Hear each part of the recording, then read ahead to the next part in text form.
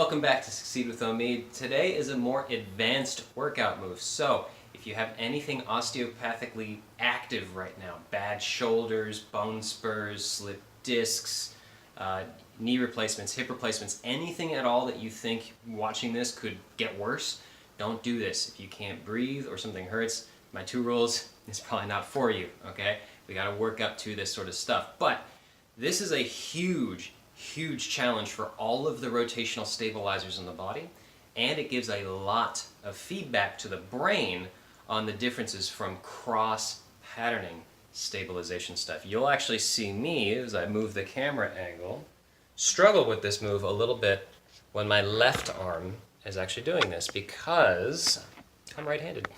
It's not that big of a deal. But here's what's going to happen. Get this kettlebell out of the way. Grab my warm-up weight. Now, there's a little 4-pound medicine ball. It's going to be in the palm of my hand. What I'm going to do is reach down to the floor with the opposite hand on the inner thigh as I look up at the ball. This will make more sense in a second. Now, here's what I'm going to do. I'm going to squat, and I'm going to rotate. And what my right hand and shoulder have to do is they have to talk to my left hip. It's one of the biggest reasons we keep this hand on the foot the whole time. And then coming back up. To really get the nervous system and the brain and the body talking to each other, the respiratory system has to activate. So, as you get smaller going towards the floor, exhale. And then as you get bigger going up, inhale. And sometimes you'll notice things kind of smooth out a little bit when the pipes and the movement kind of match. So, here's the most powerful part of this move. And sometimes there's people that can't even do this with a 4-pounder. I'll give them like a softball or something like that, something that won't bonk them in the head and hurt them. But you get a lot of feedback through this, and you're going to see my left arm does something completely different than my right, just because I'm right-handed. Duh!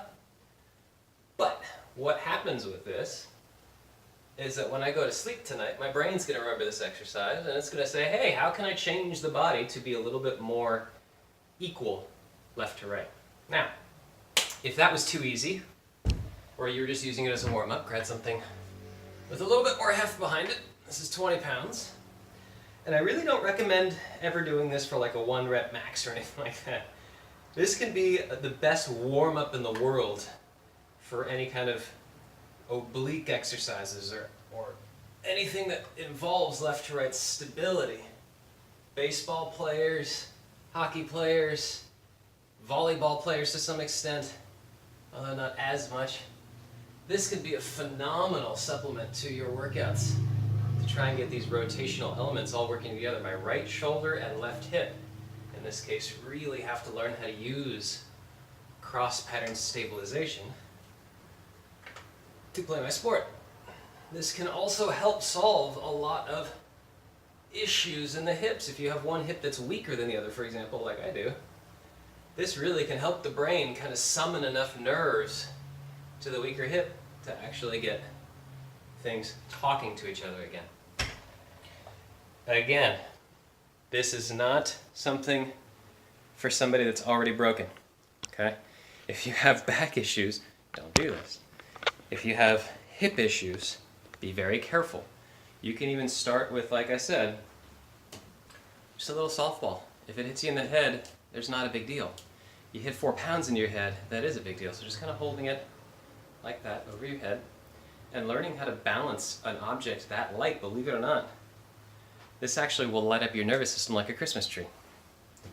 In a good way. So, try this out if you're cleared to by your medical professional. I am not a doctor. I don't play one on the internet. Do not blame me for anything wrong about this. But if it's safe, try it out. Let me know how it works. That's it for today. I hope this information was very helpful to you guys. As always, have a happy and healthy rest of your day. Talk to you next time.